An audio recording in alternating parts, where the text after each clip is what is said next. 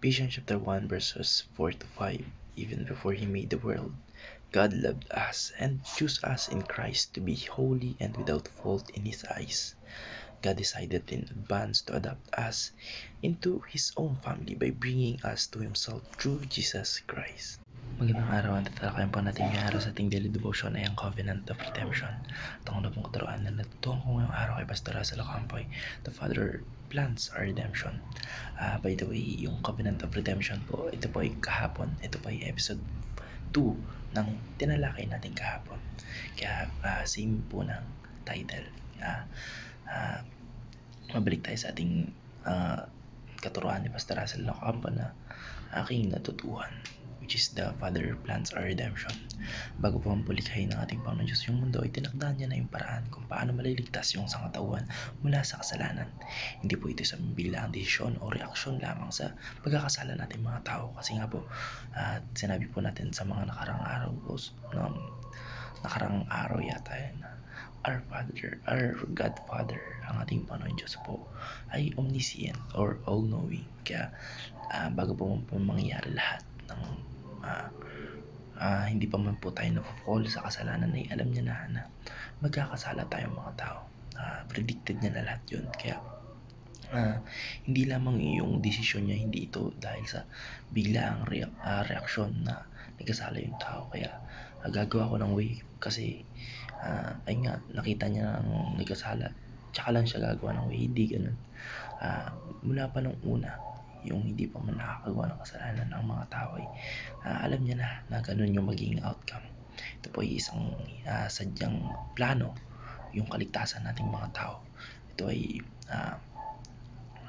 authored na, kumbaga, na ating Panginoon Diyos na ipinapatupad sa tamang panahon sa kanyang biyaya at pag-ibig. Pinili niya yung mga mananampalataya upang maging banal at walang kapantasan sa harap niya sa pamamagitan ng ating Panginoong Kristo. Bali yung plano po ng ating Panginoon Diyos ay hindi lamang tungkol sa pagpapatawad ng kasalanan, kundi pati na rin sa ating pagiging bahagi ng kanyang pamilya. Kaya ayon po sa Ephesians chapter 1 verse 5, itinakda po ng ating Panginoon Diyos na tayo po ay maging kanyang mga anak sa pamamagitan po ng ating Panginoong Kristo. Pinapakita po na ito na ang ating kaligtasan ay hindi lamang pagliligtas mula sa kaparusahan ng mga kasalanan, kundi isang bagong relasyon natin sa ating Panginoon Diyos bilang kanyang mga anak. Kaya ang lahat po ng ito ay ayon sa kanyang layunin at kalooban, hindi lamang dahil sa ating sariling gawa o merits, kundi ito po ay dahil lamang sa kanyang pagiging grace at sa kanyang pure love, sa agape love niya para sa sangkatauhan. Ang natutuhan ko naman po sa pangalawang katuruan ni Pastor Russell Ocampoy, Jesus Christ accomplishes our redemption. Bagamat ang Diyos Ama o ang Godfather ang nagbabalangkas ng plano ng pagtubos bago pa man likhain yung mundo, ang ating Panginoon sa Kristo po ay siyang naging daan upang tayo ay maisakatuparan sa pamamagitan po ng ating Panginoon sa Kristo, sa pamamagitan ng kanyang kamatayan at muling pagkabuhay ay tinubos niya tayo mula sa kasalanan at binigyan ng bagong buhay. Kaya nga po parang tawag sa atin ay kapag tawag dito, nabaptize na tayo ay tayo na rebirth. Kasi nga po kapag sinabing nabaptize ka na, tinalikuran mo na ang mga ginagawa mo kasalanan noon at niyayakap mo na ating Panginoon sa Kristo. Kaya ang ating kabanalan at pagiging walang kapintasan sa harap ng ating Panginoon Diyos ay dahil sa yung pagiging wala pong kapintasan nating mga tao sa harap ng ating Panginoon Diyos po ay dahil sa pakipag-isa natin sa ating Panginoon sa Kristo. Hindi ito makakamtan sa sarili nating kakayahan, kundi ito po ay sa pamamagitan ng katuwiran ng ating Panginoon sa Kristo na binilang sa atin. Tinakda po ng ating Panginoon Diyos na tayo po ay maging kanyang mga anak sa pamamagitan ng ating Panginoon sa Kristo. Kaya nangangahulugan po ito na ang ating Panginoon sa Kristo po ay yung nagbibigay daan upang tayo ay tanggapin bilang bahagi ng pamilya ng ating Panginoon Diyos. Kaya sa madaling salita po, natupad yung ating kaligtasan dahil sa ating Panginoon Kristo. Siya po yung nagbayad ng mga kasalanan at sa pamamagitan niya nagkaroon tayo ng bagong relasyon sa ating Panginoon Diyos.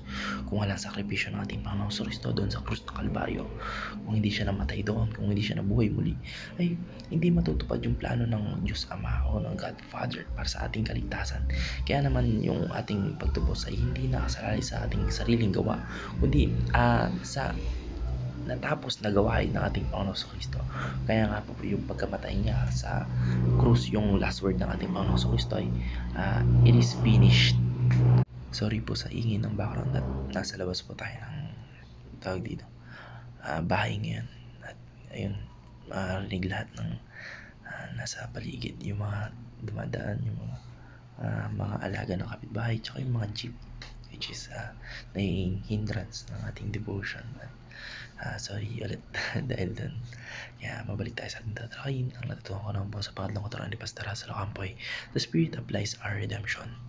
Tayo po ay pinili ng ating Panginoon Diyos bago pa man likhain yung ating mundo upang maging banal at walang kapintasan sa Kanya sa pamamagitan ng ating Panginoong Kristo. Ang pagiging banal at walang kapintasan natin ay hindi mangyayari sa sarili nating kakayahan. Kanina po ito natin pinapaulit-ulit. Nakamtan po natin yung pagiging banal natin, yung pagiging walang yung walang kapintasan natin sa pamamagitan po ng ating Panginoong Kristo, hindi sa pamamagitan ng ating mga sarili. Kaya ginawa po ng ating Panginoon Diyos yun sa pamamagitan din ng banal na Espiritu o ng Espiritu Santo. Kaya siya po yung nagbabago sa ating mga puso, nagtuturo sa atin ng katotohanan kapag may mga times na naiisip natin gumawa ng kasalanan at natatempt tayong gumawa ng kasalanan kapag yung may conscience na bumubulong sa atin na huwag mong gagawin yan dahil mali yan. Yun po ang banal na Espiritu, yung Espiritu Santo. Siya po yung nagbabago sa ating mga puso, nagtuturo sa atin ng katotohanan at nagtutulak sa atin upang mamuhay ayon sa kalooban ng ating Panginoon Diyos. Tayo po ay tinakda ng Diyos upang maging Kanyang mga anak sa pamamagitan ng ating Panginoon Kristo. Kaya ang banal na Espiritu po, yun siyang gumagawa sa atin upang lubos nating maunawaan at maranasan yung pagiging anak ng ating Panginoon Diyos. Siya po yung nagpapatunay na sa ating espiritu na tayo po ay makabilang ng anak ng ating Panginoon Diyos. Tayo po ay kabilang ng ng pamilya ng ating Panginoon Diyos. Yung banal na espiritu po lahat ng nagpo-prove sa atin na tayo ay bahagi ng pamilya ng ating Panginoong Diyos. Yun lamang po. Maraming salamat and God bless. Amen.